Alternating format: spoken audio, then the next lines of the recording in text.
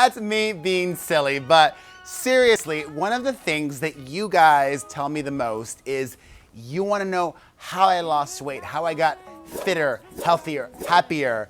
You share with me your stories. You tell me that mine inspires you, and that honestly is the most rewarding thing I could ever hear. For you to tell me that I inspire you, it is inspiration for me to keep going. So I have compiled a list of questions that you guys have asked me, some of my most frequently asked fitness, health-related questions, because I never get tired of talking about this, because I want to help you guys become healthier and happier as well. So let's get to it. What was the final straw that led to the attempt that finally struck? All right, picture it. The year 2007 comes and goes. I have sex 0 times. For a gay dude, or for anybody, that's beyond embarrassing. That's straight up painful. So I knew that I needed to make changes so that I could feel confident and happy enough with myself and my body to want to take my shirt off and want to get laid. And that's really what prompted me to be healthier. But now that I'm older, I'm also happy that I am healthier because, you know, I want to be around for my son. How did you start? Slowly or quickly? I started really slowly, and that's what I would recommend people. I started slowly and I didn't weigh myself. I've said this before, the scale is your enemy. Don't use it. What matters most is knowing that you have tried, you've put in all your effort, your dedication, and how you feel and how you look naked. So what I did was I didn't even change my eating habits, which in January of 2008 were awful. All I did was walk, and not even every day. I just walked 5 days a week. And I didn't even walk for an hour a day. I walked maybe 30 to 40 minutes. But at the end of that month, without changing my eating and only walking a little bit 5 days a week, I lost weight. And that is what helped me get into the second month. In month 2, I changed my eating habits somewhat. I didn't drastically all of a sudden try to eat super clean or healthy. I just tried to eat somewhat healthier. And I lost even more weight. And 2 months of that and the confidence and the weight loss is what then helped me to, by month 3, really take it up a notch, get in the gym that 3rd month, because for the first 2 months I wasn't working out, and try to eat healthy a lot of the time. And now I eat healthy almost all the time, and I love it. I've really been able to reprogram my brain, which takes years. You know, I try to celebrate as often as possible, but I don't use like Mother's Day or holidays as an excuse to, you know, just gorge. Every once in a while I will, of course, Thanksgiving and Christmas, but I don't need to just go crazy town for Easter or, you know, Mother's Day. I'll take my mom to the spa. That's much more lovely. Was it as hard as you thought it would be?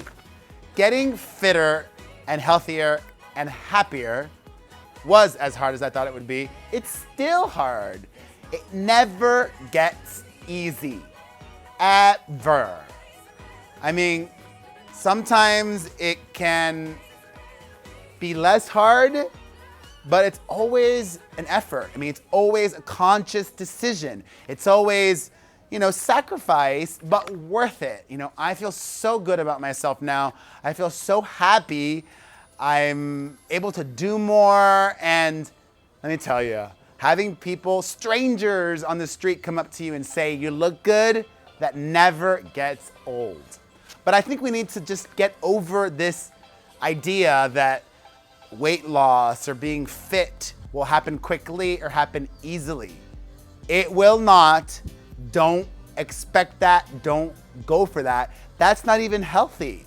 Losing a lot of weight really quickly is not the best approach. You know, it's like that old saying, the turtle and the hare. You know, you want to finish the race and not quit before you hit the finish line. Although I'm not at the finish line myself yet. It's an ongoing race. What keeps you going? What keeps me going is abs. I've never had abs in my life before, and they come and go. and sometimes they look better than others. So abs are my biggest motivator. Now that I've discovered my abs and worked really hard to achieve them, I want to keep them. And here's the secret. Abs are made in the kitchen. You can have a big biceps and a big chest and not eat super healthily, but you can't have abs without eating clean. What is your favorite workout? My favorite workout is the one that I just did, or the one that I'm about to do, and that's daily. I work out daily.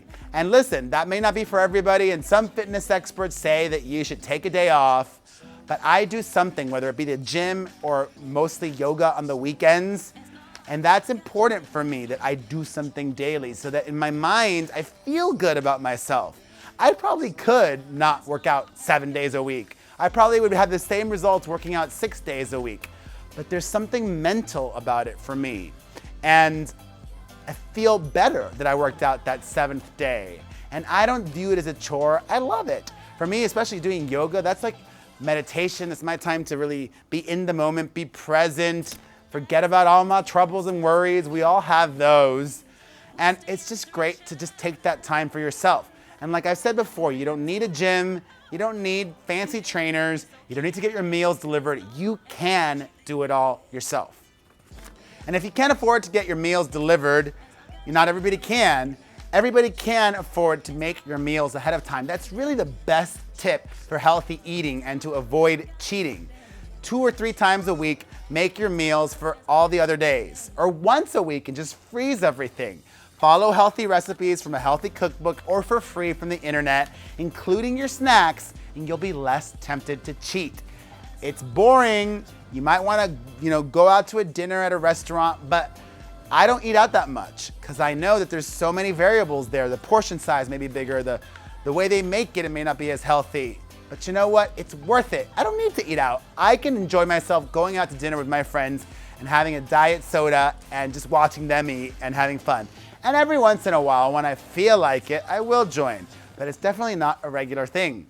That's really the key. I eat healthily almost all the time. What is my favorite snack? My favorite snack is fat-free Greek yogurt. I love it. And it has to be the legit Greek yogurt kind. I'm not getting paid to say this, but my favorite brand is Faiyi. And I love it because it's really rich, full, dense. It is portion controlled. It's that one size cup. And I'm not craving more food after I have that. And it has super high protein, but really low caloric intake. So you can help build muscle and all goodness with the fat-free Greek yogurt.